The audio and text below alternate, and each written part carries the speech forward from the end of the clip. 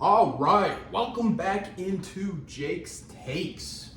I am your host, Jake Masucci, and I am happy to be joined by my guy, Marty Hannon.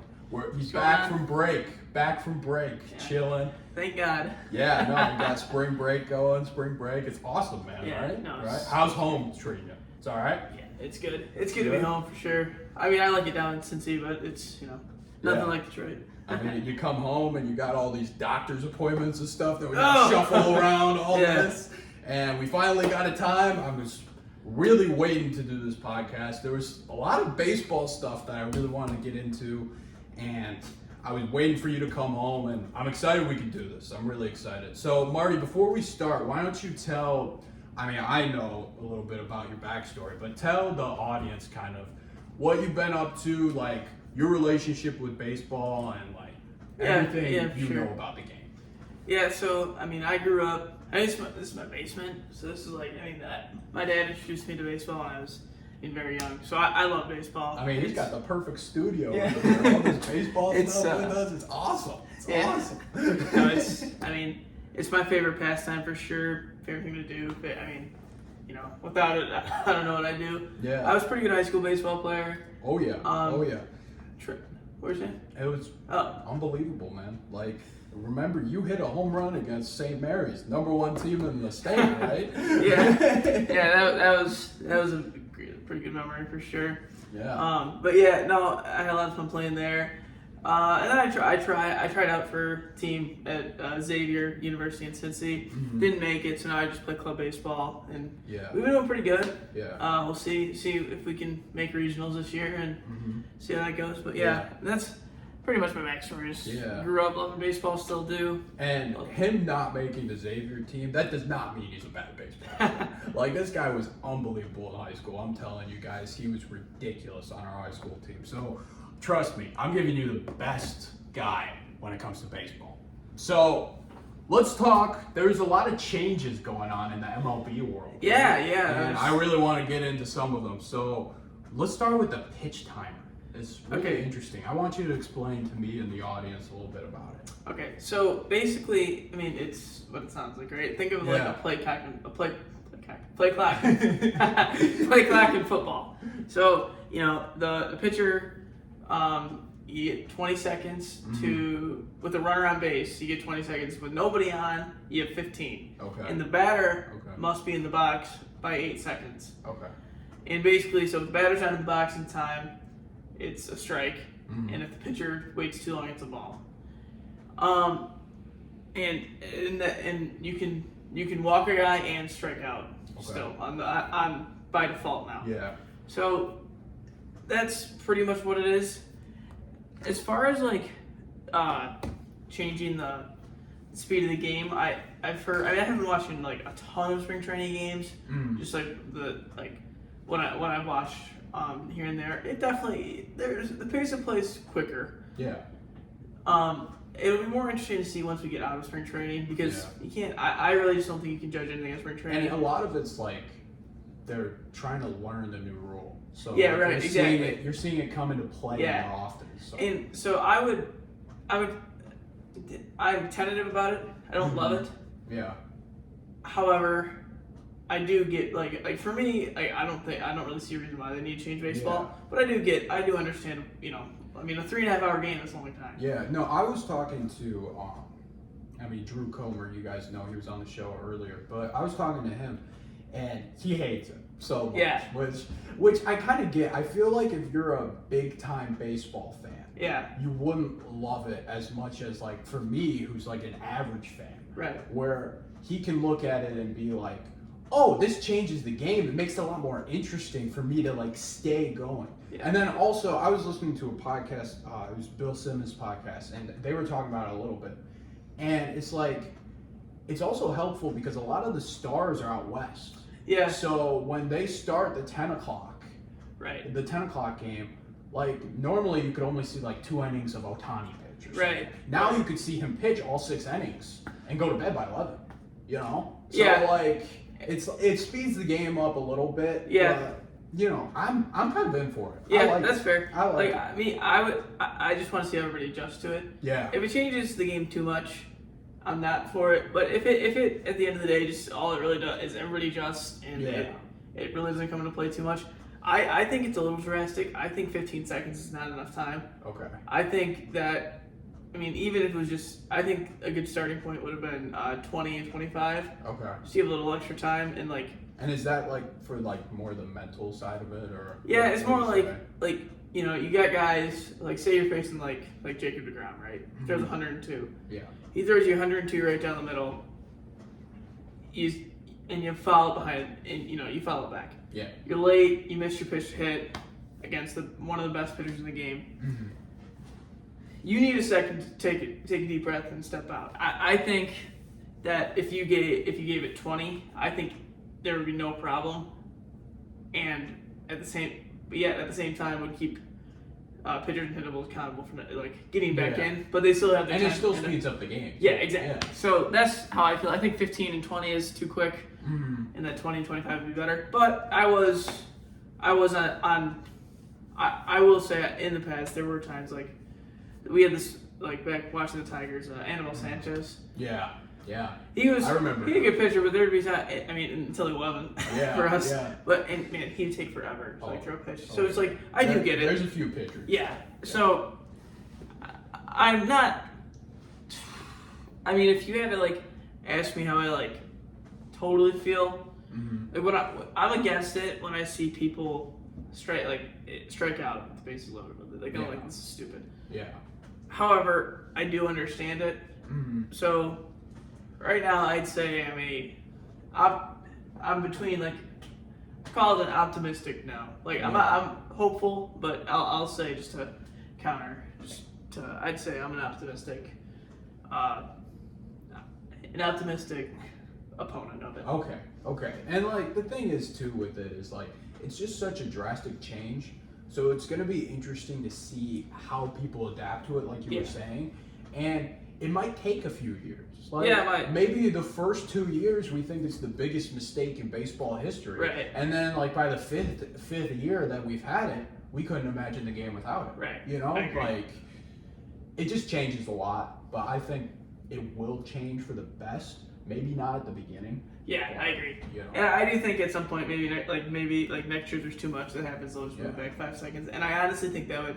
I know 5 seconds doesn't sound like a lot, but in the grand scheme of things, in and at bat, it really is. Yeah, no, I'm sure it is. I haven't played baseball in a long time. Yeah, but I mean, for like when I think of like me as a player, like it wasn't like the few times I pitched, I was very quick, but like when I hit, like I would often like if I was to get a pitch hit, I need to take a deep breath. But like for like me, if I was playing Major League Baseball, I don't think it would affect me that much the way I hit. Yeah. But everybody's different. Everybody's different. So, yeah. And I think it should. I don't totally know how like what comes into play. Like say you fouling off like your leg. Yeah.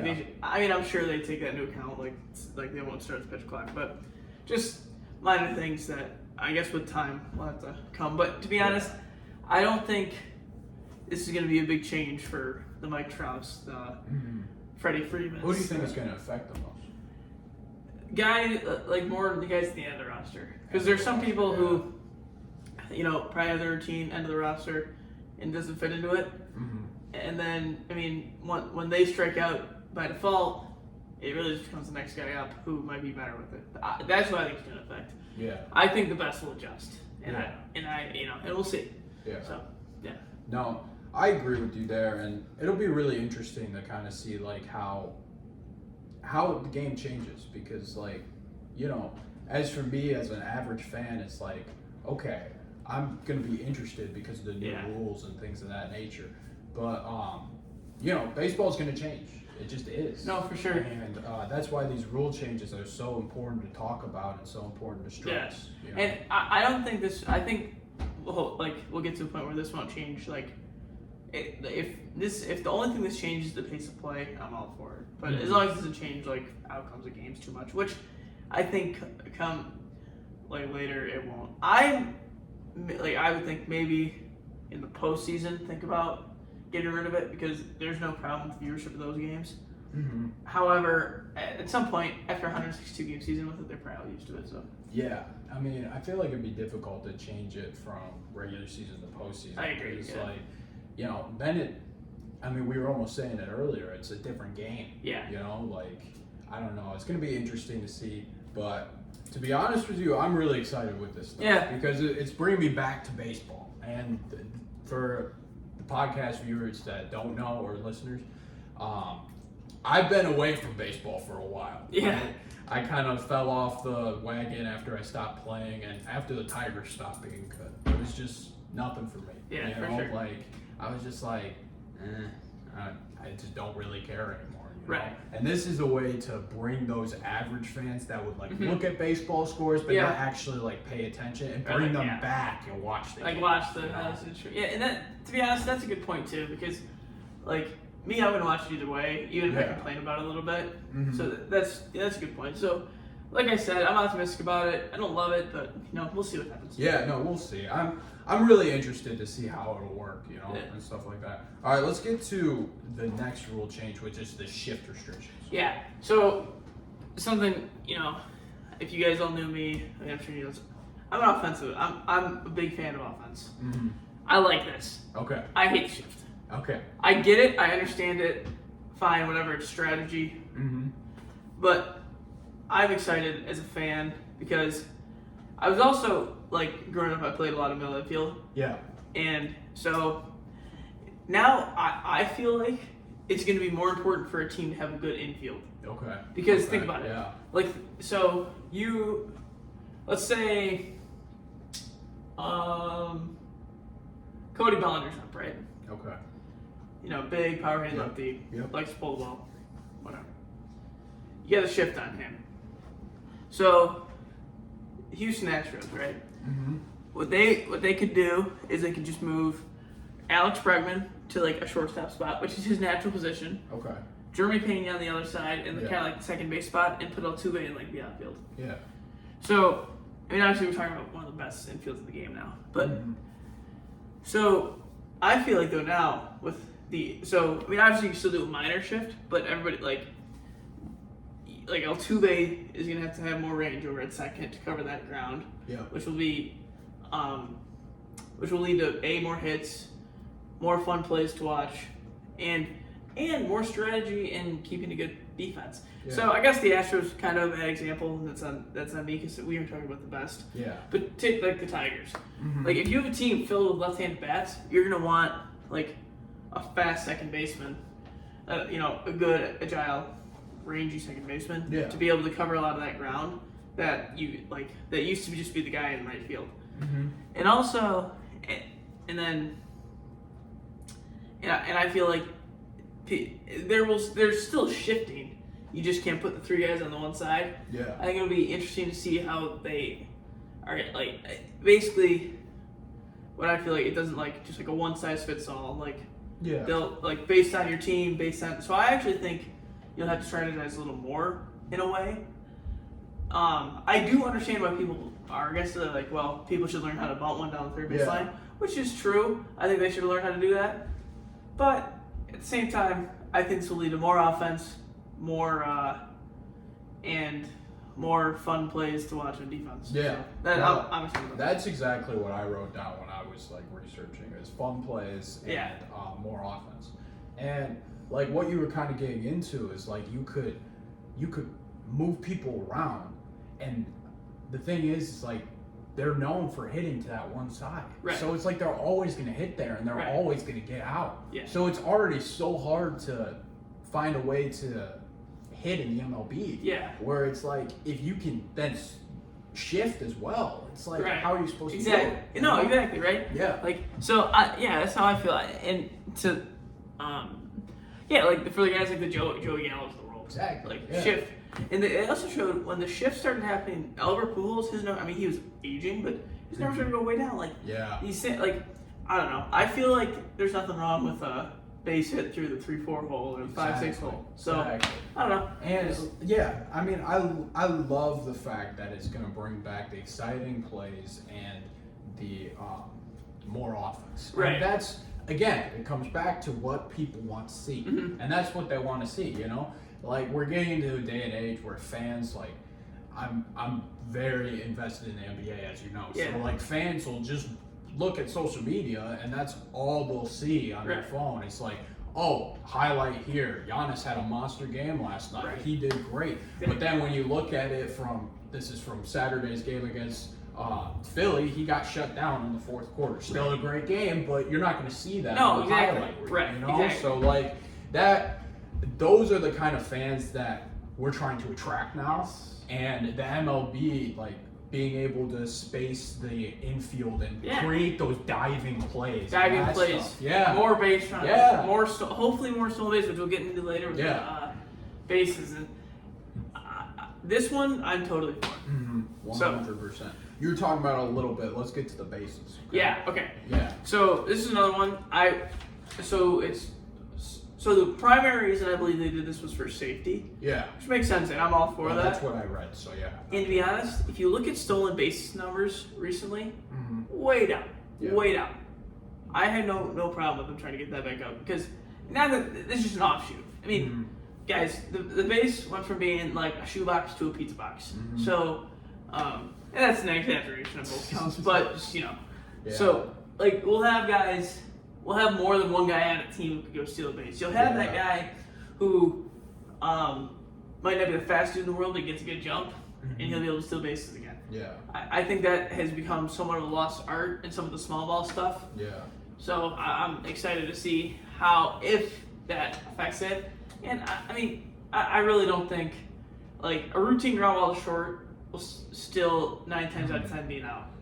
Like, So, it's not like they changed them completely. No, like, they made them a little bigger. I think what I read was 15 inches to 18 inches. Yes. Which when you think about on a square, it's not a ton. It's not a ton at all. So, like, and they put the distance, like, a little closer, but it's not even that. Oh, no, the distance isn't it's just it's closer distance just because it's still 90-foot base. Oh, I got But it's just a closer distance. It's closer distance because they're bigger. Yeah, that makes sense. That's so what I mean, like so it's like, that's gonna help a little bit. Yeah, but like at the end of the day, at the end of the day, it's not gonna change the game. No, or right. anything, you know, like the pitch rule is a lot bigger in the sense of the game. But like for this, it just allows more stolen bases and like. And I think that's an offshoot. It's not even the goal of it. I really think it's just safety. Yeah, it's safety. You know, why would we wait? Like, you know, I mean, we don't need to see people tearing ACLs, tearing hamstrings, all that type of stuff. Yeah. On when they're trying to run out of ground ball. Do you know if they changed that in college and high school as well? I don't know about high school. Yeah. Or college, to be completely honest with you. I know this has been tested in like thousands of minor league games over the past couple years. Okay. And the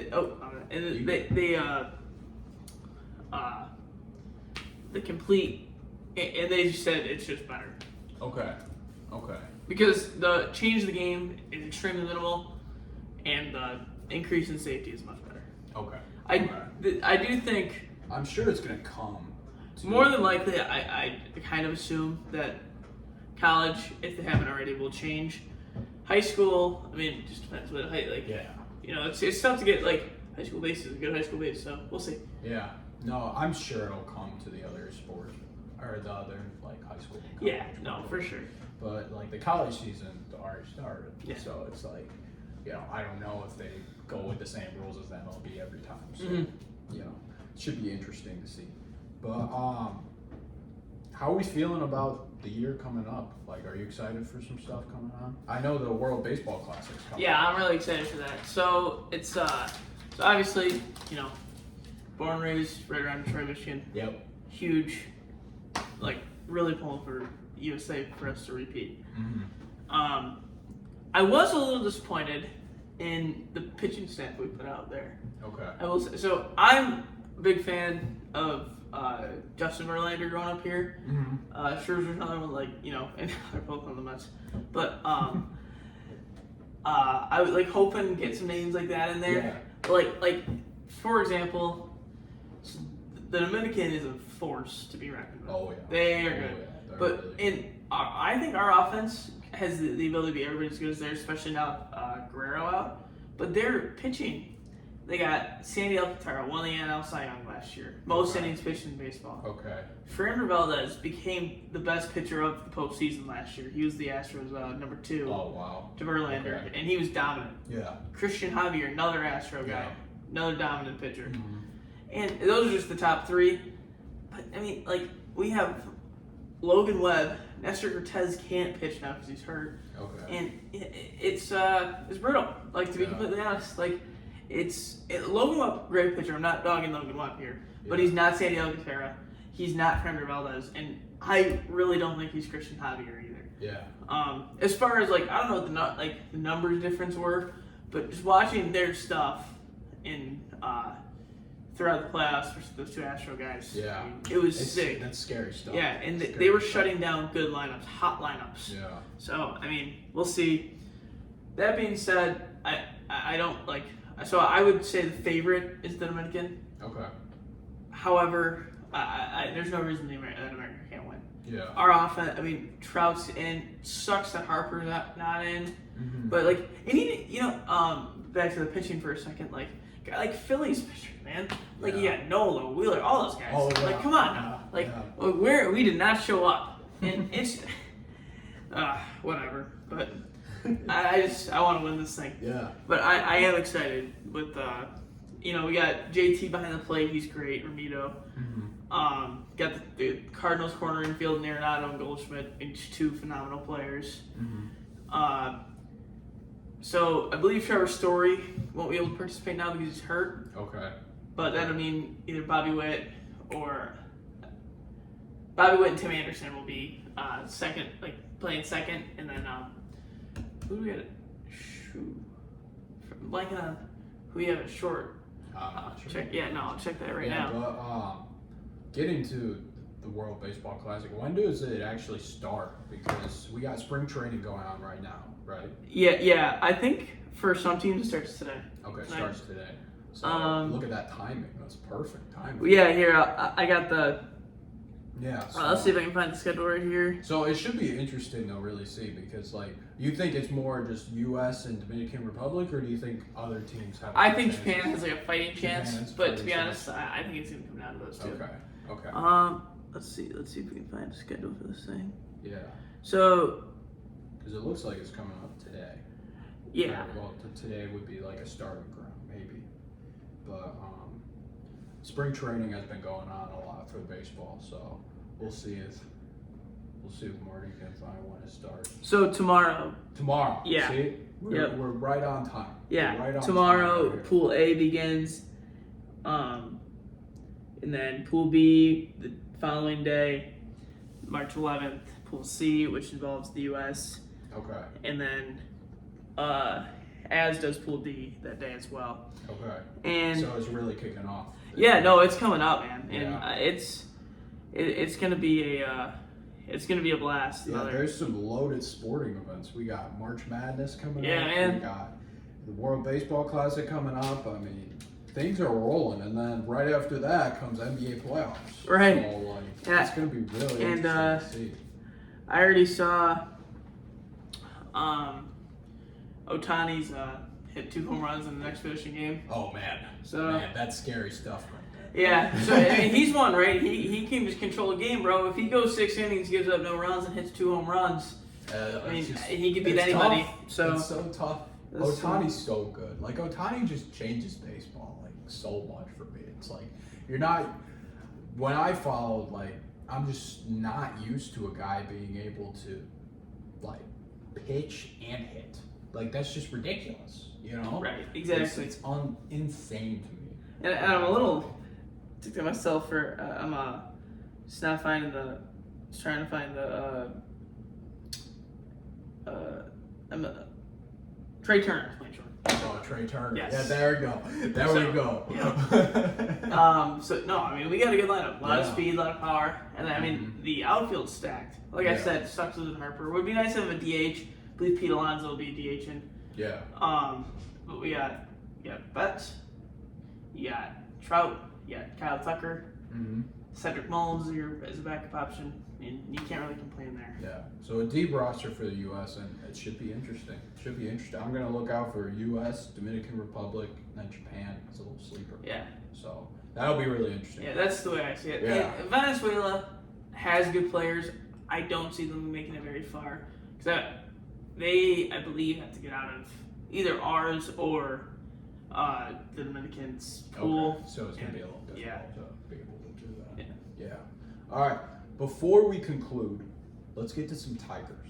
Okay. Yeah. Because we're a Detroit-based podcast, we got to talk about the Tigers. a Yeah, little for bit. sure. So tell me, is it a little better than last year? Can I have some hope? A little bit. Well, okay. I'll put it to you this way. Okay. There was hope going into last year because we had an optimistic look in 2021, Yeah. and then last year sucked. Mm-hmm. So it's kind of on a similar basis, except for the fact that we lost our pitching. No Mize, no Scooble. Turnbull's coming back. You got Rodriguez. Hopefully he doesn't have any marriage issues again, and he can be serviceable. Yeah. We picked up Michael Lorenzen. We got Matt Boyd back. Okay. So we have guys. We'll see. You never know. I mean, as far as the hitting goes, Riley Green's looking really good this spring. I mean, 2 home runs and 2 bombs to one to left center and one dead center. So he's looking good. Okay. Batting at a high average as well. Torkelson is not. I think he's 2 for like 16. That's not good. He's been bad. That's really bad. Eric Haas looking solid. I think we at this point we should know what to expect from Haas. He's gonna go bat 230 to 250, Okay. and he's gonna hit close to 20 home runs.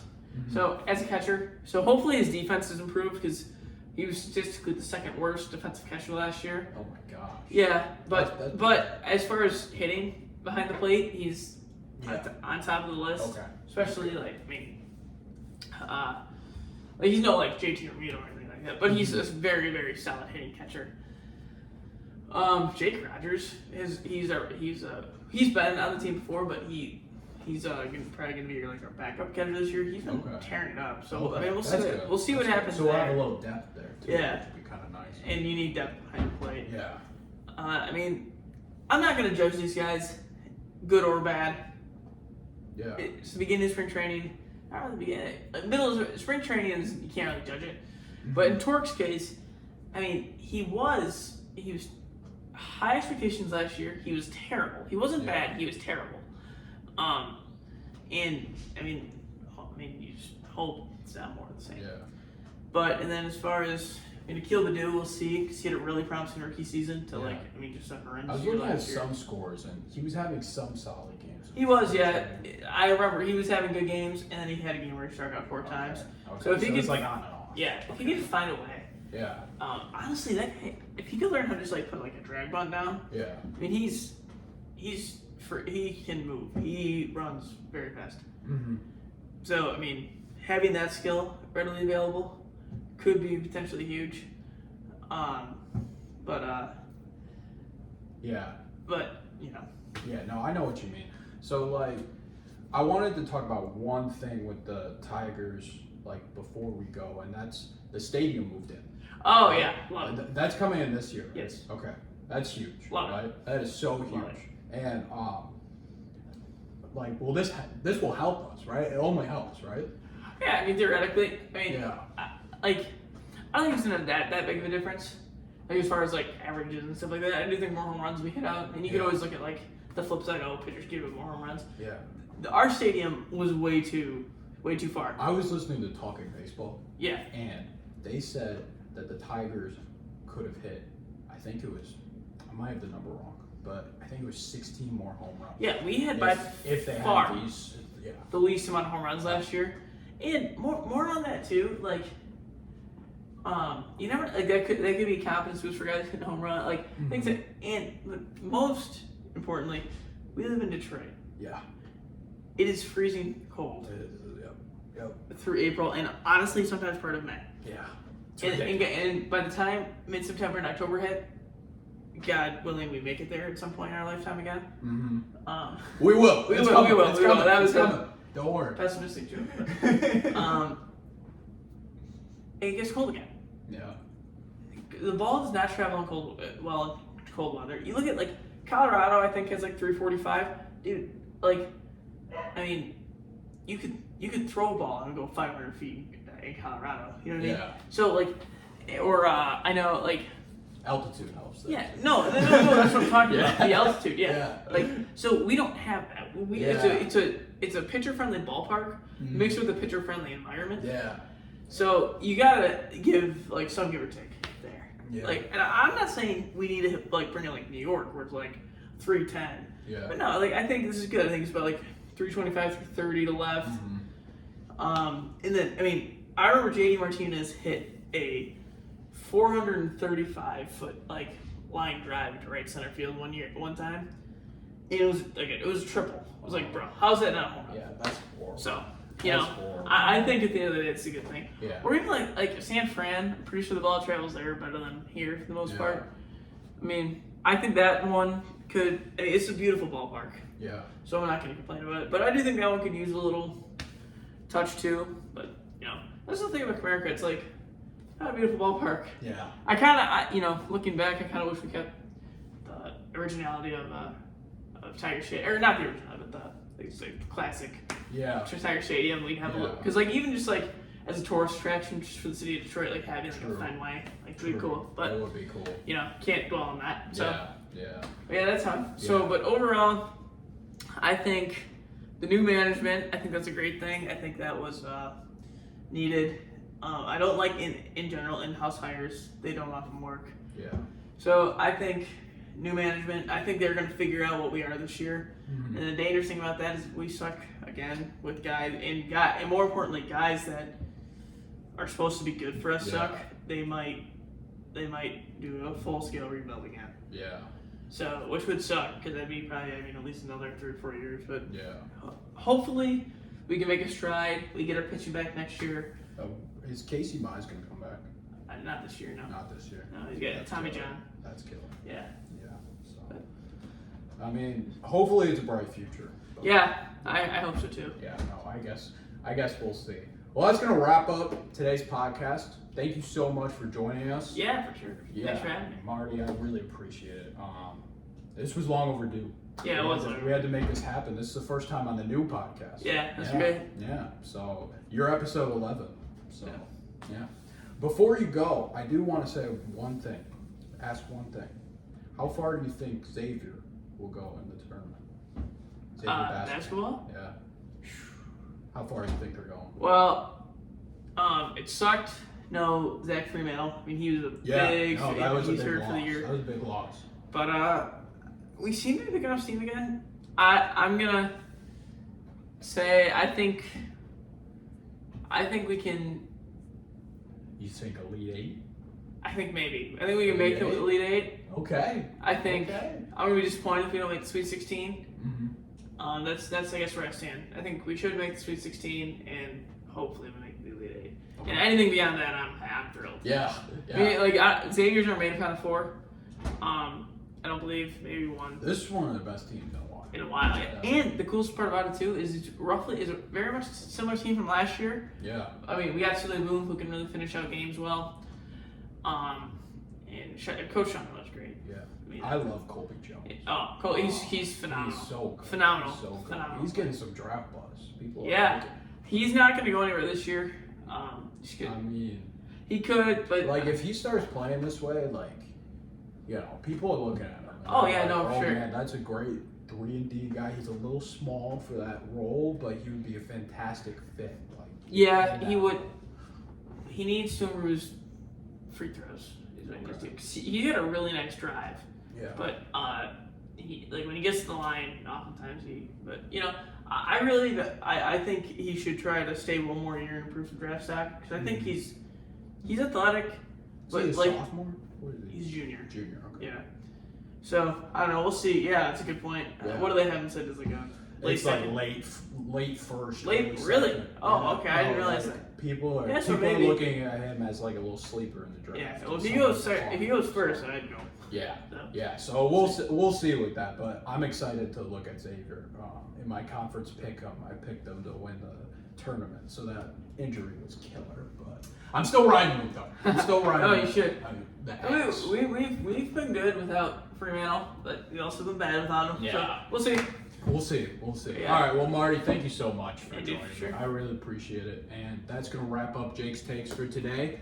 Please, we got video on YouTube, so like and subscribe on YouTube. And then this is also going to be available audio on Spotify, Apple Podcasts, and iHeartRadio. Very nice. So please enjoy the podcast. Like, subscribe, share with your friends, blah, blah, blah. Do whatever you want. And I will see you guys next time.